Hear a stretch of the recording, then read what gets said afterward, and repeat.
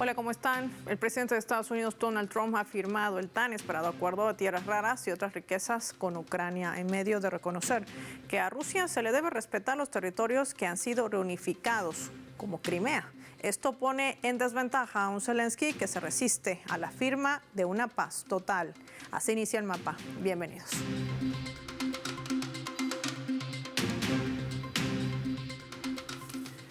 Les proponemos por esta razón desplegar nuestro mapa e identificar datos claves para poder entender por qué Crimea es un bastión estratégico para Rusia. Crimea y Rusia, 2 siglos de historia. Vamos a desplegar nuestro mapa mundi y nos centramos en Crimea de color amarillo. Hay que decir que el año 1783, un hito significativo, marcaba la historia de esta península con la firma del manifiesto que formalizó su incorporación al Estado ruso. Este acto fue la culminación de una prolongada lucha de Rusia contra el Imperio Otomano y su vasallo, el Kanato de Crimea, un territorio que había sido importante centro de comercio de esclavos. Pero su anexión, la anexión de Crimea por Rusia, puso fin a este bastión de la esclavitud en el Mar Negro y otorgó a Rusia acceso a sus aguas.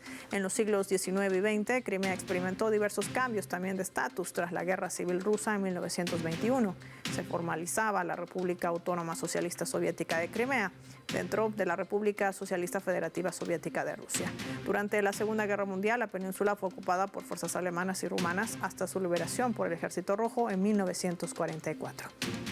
Ya el año de 1945 se transformaba en el Oblast de Crimea y en 1954 fue transferida a la República Socialista Soviética también de Ucrania. Tras su disolución de la Unión Soviética el año 1991, Crimea pasó a formar parte de Ucrania, declarando su independencia estatal brevemente en 92 antes de convertirse en la República Autónoma de Crimea en 1998. Vamos a sumar otros datos también importantes. 2014, otra fecha en la que se presenciaba un nuevo punto de inflexión en la historia de Crimea.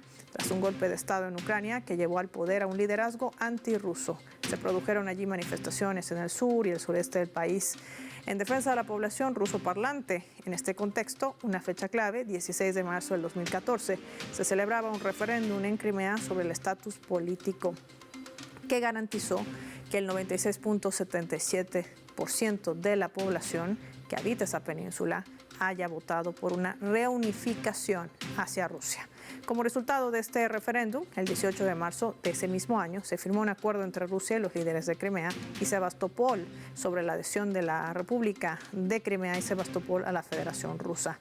Crimea y la ciudad de Sebastopol se han convertido en nuevos sujetos de la Federación Rusa, marcando una nueva etapa de la compleja historia. Diríamos, más bien en concreto, que siempre le ha pertenecido a Rusia. Ojo con ese dato. Hay que decir también que en medio de todo este contexto, pues el presidente de Estados Unidos, Donald Trump, ha señalado en varias oportunidades al propio presidente de Ucrania, Volodymyr Zelensky, que estos territorios siempre le han pertenecido a Rusia y que deben ser respetados dentro de ese plan de paz que tiene como alternativa Estados Unidos. De esto y más vamos a hablar con nuestros invitados.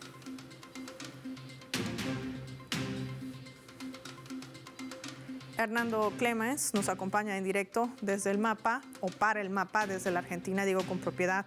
¿Cómo estás? Gracias por tu tiempo para Telesur. Bienvenido, Hernando. ¿Cómo estás, Paula? Bien. Bien, gracias. Llama la atención cuando hablamos de Crimea, un punto que al parecer Zelensky se resiste no solamente de colocar sobre la mesa, pese a una postura muy marcada, que no deja de ser interesante, de un Donald Trump que le dice de manera abierta: no vas a ganar este conflicto, no tienes la posibilidad de enfrentarte a lo que es Rusia y sobre todo estos territorios que siempre le han pertenecido a la Federación Rusa, que no estarían también en un punto de negociación. ¿Cómo leemos estos movimientos? Bueno, en principio, hoy, hace muy pocas horas, la Cancillería rusa, el gobierno ruso, sacó una declaración diciendo que terminantemente no se volvería bajo ningún aspecto a las fronteras ucranianas del 91, de 1991. ¿Esto qué significa? Significa que Rusia de ninguna manera va a reconocer ninguna vuelta atrás en el tema de Crimea específicamente, pero también en el tema de las restantes regiones que siempre han pertenecido a Rusia y que están todavía en litigio. Con respecto a Crimea, es inevitable y es innegable la definición que acaba de dar con toda la historia que acaba de suministrar Paula, que esta península, por lo menos desde hace casi 3 siglos o 2 siglos y medio, pertenece a Rusia, al Imperio Ruso y luego a la Unión Soviética y finalmente vuelve a Rusia. La importancia de Crimea para Ucrania es antes que nada el tema del Mar Negro. Si tenemos en cuenta de que la otra gran ciudad a orilla del Mar Negro, que es Odessa, tiene una mayoritaria población rusa que está en los últimos tiempos inclusive manifestándose a favor de pertenecer a Rusia. En la práctica a Ucrania se le acaban los puertos en el Mar Negro. O sea, se convierte, lo que quede de Ucrania, se convierte en una nación mediterránea. Y esto para este país que tiene en la exportación de cereales una de sus principales, fuentes de ingreso de divisas, es fundamental.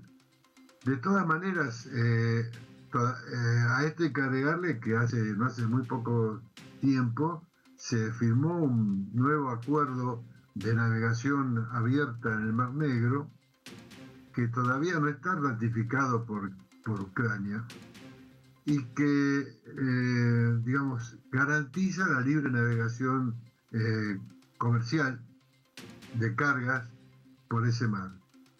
Pero de todas maneras, la situación estratégica que presenta la península de Crimea es tan importante que Ucrania no se va a resignar a dejar de reclamar ese territorio, por lo menos en estos momentos. Está claro que desde el punto de vista, militar, ahí no hay nada más que hacer. Esto está claro, está definitivamente comprobado. Y también está claro que desde el punto de vista político, tras los plebiscitos y los referendos del año de 2014, tampoco hay mucho para hacer, porque la población de estas regiones mayoritariamente es rusa. Entonces no hay ninguna duda de a quién pertenece y con quién se van a quedar estas regiones. Sí, lo interesante de esto era esa mirada que planteaba la administración de Trump, que no deja de reconocer lo que acabas de decir, Hernando. La mayoría de la población es rusoparlante y estos territorios siempre le han pertenecido a Rusia. Lo dice el propio presidente Trump, que trata de impulsar este acuerdo de paz ante la resistencia, no solamente de un presidente ucraniano ilegítimo, como lo califica Rusia, hablamos de Volodymyr Zelensky, sino también del propio bloque europeo. Ahora, en medio de todos estos avances, también ha trascendido el hecho de la propuesta de una tregua por 3 días que ha planteado el presidente ruso para conmemorar el 80 aniversario del Día de la Victoria. Aún Ucrania no tiene una respuesta más que lanzar amenazas, es decir, incertidumbre más incertidumbre tras esos pasos obligados que está dando por la presión que recibe de Estados Unidos. ¿Qué representa esto, tomando en cuenta también este contexto que hablamos de historia, de territorio, de soberanía? Paula, vuelvo a decirlo, desde el punto de vista militar, Kiev no tiene nada que hacer. Está claro que si en el respaldo, concreto de Estados Unidos en materia de armamento y de financiación, esto no tiene posibilidad de desarrollarse porque los países europeos, la Unión Europea, no está en condiciones ni siquiera de mantenerse a sí misma desde el punto de vista militar, tanto más para enviarle lo que ellos llaman el contingente de paz a Ucrania. Esto es simplemente son retóricas. Entonces, desde el punto de vista militar, esto no tiene más andadura. Las provocaciones que está haciendo Zelensky, tanto las terribles como son los atentados terroristas, como las verbales de amenazar con que en el desfile militar del próximo 9 de mayo, conmemorando el 80 aniversario de la victoria, va a ocurrir algo a los efectos de atemorizar a los más de 20 mandatarios extranjeros que van a estar presentes en el desfile, etcétera. Estas son provocaciones estériles, no tienen respaldo en la práctica, no conducen a ningún efecto político. Y por lo tanto, digamos, y hay otro elemento que hay que agregar reciente, que es la renuncia de Charles Walls, el asesor, el consejero de Defensa Nacional de Trump, eh, con muchos problemas por filtraciones de audios, etcétera, en fin, más doméstico que hacia afuera, pero lo sugerente de esto es que el reemplazo de Walls va a ser Steven Witkoff, el que ha sido hasta ahora el negociador de Trump, tanto para el tema ucraniano como para el tema iraní. Entonces, este negociador ha sido muy criticado por Kiev, porque Steve Witkoff se ha reunido varias veces con Trump en una relación muy armónica y muy cordial, con Putin, perdón. Las reuniones con Putin. Y de estas reuniones también ha surgido la declaración de la administración de Washington en el sentido de que Crimea es rusa y no hay posibilidad de que vuelva atrás. De la misma manera que surgió la afirmación de que Ucrania no entra en la OTAN. Estas dos son afirmaciones sumamente claves para el proceso de negociación. Y esto es lo que está manteniendo, digamos, viva esta conversación de paz entre Trump y Putin.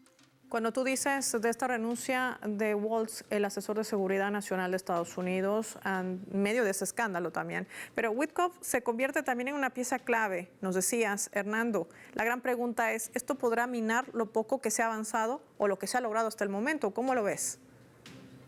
No, por el contrario, Witkoff es, como decimos acá, propia tropa de Trump. O sea, es amigo de hace muchísimos años, creo que inclusive son vecinos. O sea, tiene una relación personal muy fuerte y Trump lo pone a Witkoff porque es de su total confianza para desarrollar estas negociaciones. Y la verdad es que no le ha ido mal, porque lo que ha conseguido, lo que han logrado estas charlas casi semanales de Witkoff con Putin, es muy importante. O sea, por empezar, Putin y el Kremlin ha declarado que van a una negociación sin ninguna condición previa. Esto es muy importante. Algo que no acepta Kiev, porque Kiev lo que quiere es primero terminar la guerra como sea y recién después hacer la negociación. Y esto es absurdo porque no se puede terminar un conflicto de esta naturaleza sin saber a qué vamos.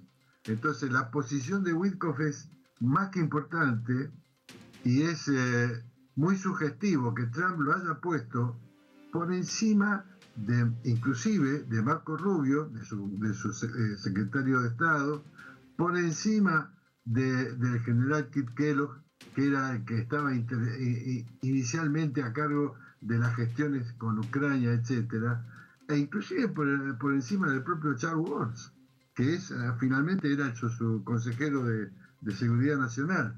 Esta es la importancia de Witkoff. Witkoff es Trump. Y qué interesante lo que dice Hernando, porque si tiene más peso que el propio secretario de Estado de los Estados Unidos, Marco Rubio, significa que Witkoff tendría más peso también dentro de la determinación y ese aconsejamiento, si vale el término, asesoramiento hacia el presidente de Estados Unidos, Donald Trump. Quizás por eso también hay un avance significativo de la parte rusa y una presión contundente también contra Ucrania. Una Ucrania o un Zelensky que no sabe qué hacer en este momento, acorralado también entre la espada y la pared. Gracias, Hernando Kleimans, por habernos acompañado y compartido tu análisis con nuestros televidentes del Mapa. Marquemos una pausa, al regreso más análisis, no sin antes revisar nuestra escala.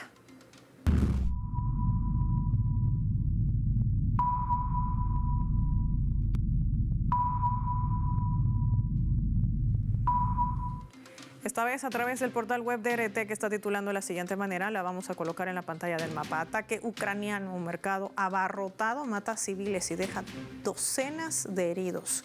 Al menos 7 personas han muerto, es el último reporte que se tiene, y cerca de 20 resultaron heridas en un ataque propiciado por Ucrania contra un mercado central. Sí, esta página comparte el video de esa posición en el momento de la explosión en la localidad de Aloshki, en la provincia rusa de Gerson. Así lo informaba el gobernador provincial Vladimir Saldo.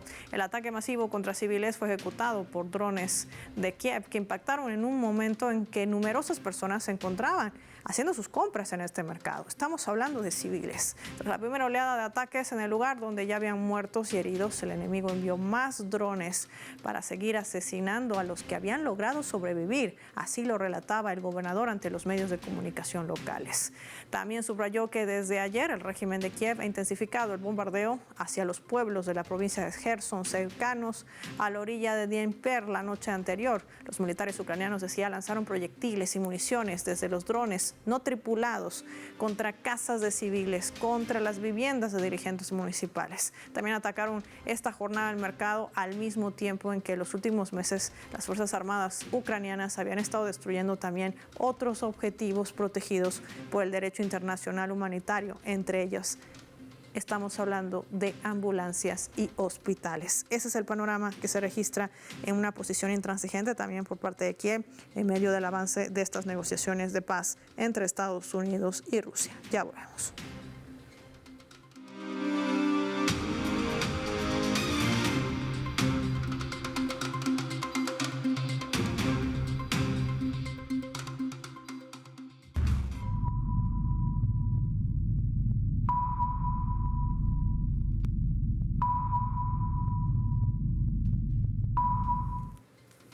Vamos a sumar otro elemento también para el análisis a través de la fotografía. Sí, esa es la imagen que marcaba también la jornada informativa cuando se suscribía este tan anhelado acuerdo de tierras raras entre Estados Unidos y Ucrania, firmando este acuerdo para la explotación de recursos naturales ucranianos, con la creación en paralelo de un fondo de inversión para la reconstrucción, dicen, de Ucrania, cuyo dinero fundamentado en inversiones en la extracción de minerales de tierras raras, petróleo, gas, grafito y aluminio. Este fondo sería financiado y gestionado a partes iguales por ucranianos y estadounidenses. La portavoz del Departamento de Estado de los Estados Unidos, Tammy Bruce, calificaba como perfecto este pacto, destacando que fue elaborado por el propio presidente Donald Trump. Además, aclaró que está separado del conflicto y de las negociaciones de paz en curso. ¿Qué tanto de cierto tiene esto? Vamos a verlo con nuestro invitado.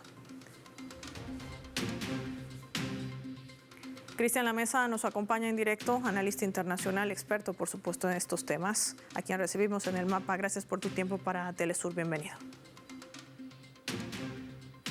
Un placer, Paola, estar con vos y con tu audiencia. A ver, ¿qué tan de cierto es que esto está aislado de esta negociación de paz cuando recordemos que fue el propio Trump quien le exigía a Zelensky? Nada será gratis. 350.000 millones de dólares que pretende recuperar y algo más Estados Unidos explotando estos recursos estratégicos. Empecemos por allí.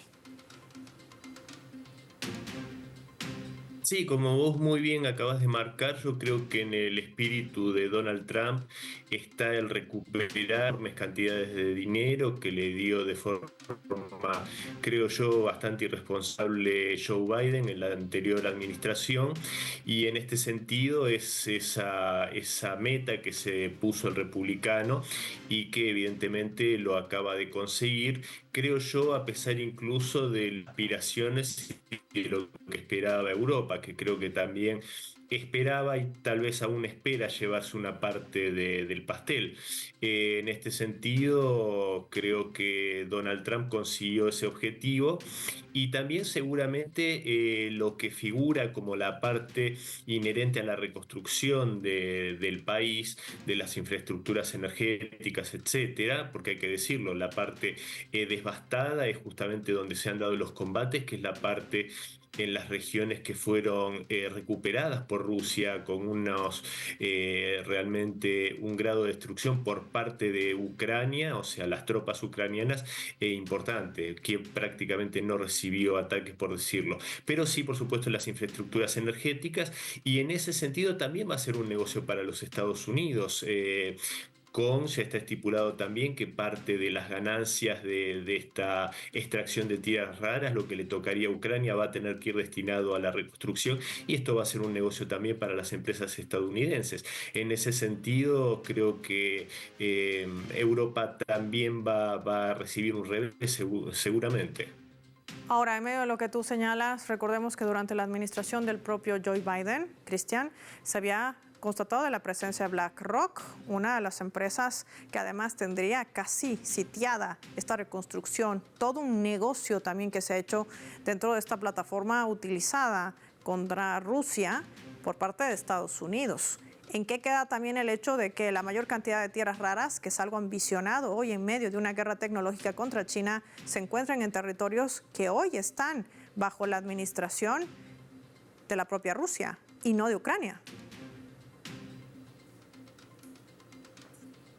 Es súper interesante el tema que planteas, porque yo creo que ahí apunta incluso el interés muy fuerte que tiene Donald Trump por llevar adelante negocios también con la parte rusa. Lo dijo en algún momento Vladimir Putin, que no habría inconvenientes para que se reciban inversiones estadounidenses destinadas a este fin en los nuevos territorios de Rusia, por supuesto bajo las condiciones y las pautas legales de la Federación Rusa. Y en el sentido de los contratos con BlackRock, que por supuesto que Volodymyr Zelensky vendió y revendió varias veces a su país sin importarle en lo más mínimo los intereses nacionales, justamente, si no, no estaría en la situación que está Ucrania. Lo de BlackRock va a derivarse a otros sectores, el negocio, por ejemplo, lo que hablábamos de la reconstrucción de infraestructuras.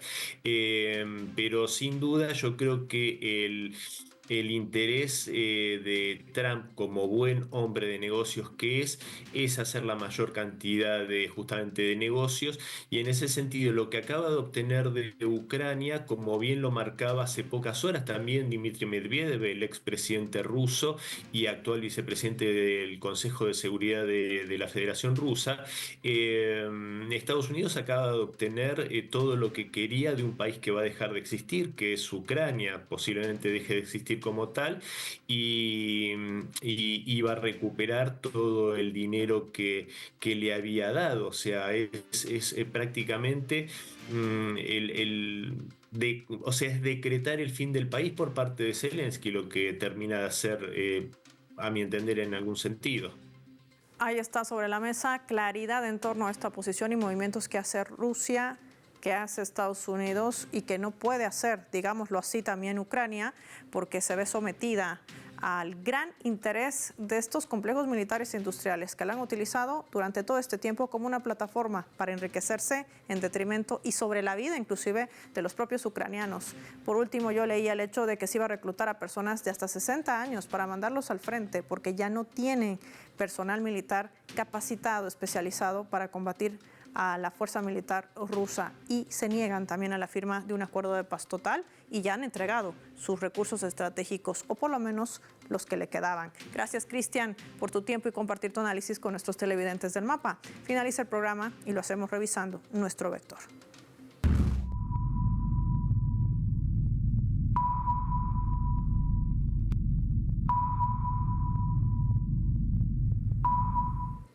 Nuestro radar en el Mapa hoy nos refleja las tres claves sobre este tema.